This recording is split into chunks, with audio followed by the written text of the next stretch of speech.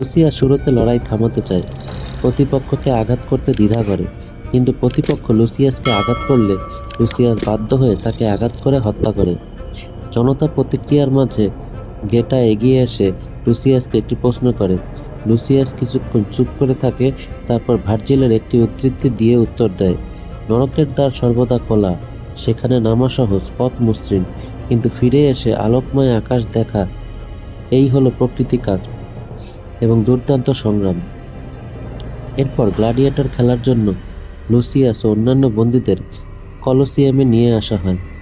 অ্যারোনার মাটিতে দাঁড়িয়ে লুসিয়াস হাত দিয়ে মাটি নিয়ে কপালে ঠেকায়, যেমনটা একসময় প্রয়াত যোদ্ধা ম্যাক্সিমাস করেছিল। এই পরিচিত অঙ্গভঙ্গির দিকে লুসিলার নজর পড়ে এবং সে লুসিয়াসকে চিনে ফেলে। এরপর লুসিয়াসকে অন্যান্য গ্ল্যাডিয়েটরদের মুখোমুখি করা হয়। অপরাজিত চ্যাম্পিয়ন গ্লাইসিও একটি সজ্জিত গন্ডারে চড়ে